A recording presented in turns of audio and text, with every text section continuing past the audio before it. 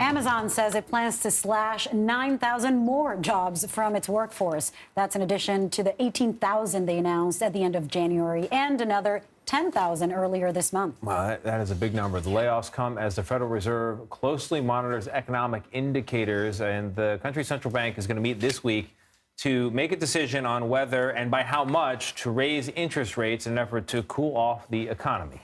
So let's bring in Sultan Megjhi. He is the former chief investment officer of the Federal Deposit Insurance Group, or Corp, that's FDIC.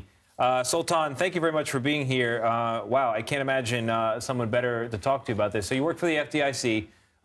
How is the response to the Silicon Valley Bank and these other banks different, the response today different from what we've seen in the past?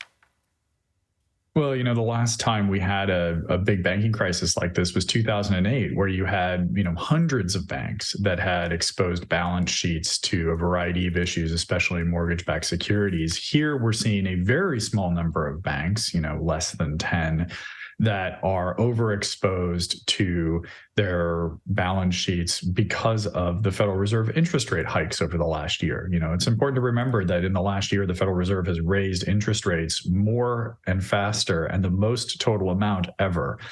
And that's for a lot of banks that had a lot of investments, especially in things that were directly correlated to those interest rates. It's been a big pain for them, as we've seen. Sultan, let me just one more question here, and this is my own ignorance here. The FDIC, I know you are the guarantor of deposits under $250,000, if I have that right, at least. What's your relationship to the to interest rates, to the Federal Reserve, if any, to support for these banks? I mean, there's a sign-off role you play. I think people need to know your role besides the insurance. Sure. So the FDIC has two functions, as you've rightly called out. The first is the Deposit Insurance Fund, which covers up to $250,000 in any depository account. And that's funded by the banks, by their own fees into the insurance, not by the American taxpayer. And there's about $130 billion in this fund right now. And in the last 2 weeks, we've spent about $2.5 billion of that, mostly on Signature Bank.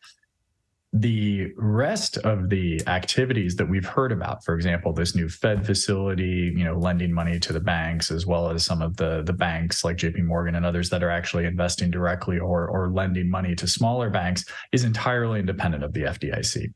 The second thing the FDIC does is fundamentally examine the banks of the United States. We have, about 4,500 banks in the United States, and about 85% of those are directly examined. That means we have FDIC staff that walk around in those institutions and make sure that they're running those banks in a safe and sound manner. And that's, probably 85% of the staff of the FDIC do that. And a very small number actually manage the fund. But if that's the function, how could we not foresee what happened? How much monitoring, how much transparency, how much data is being evaluated in real time to prevent getting to this point, especially with these smaller banks?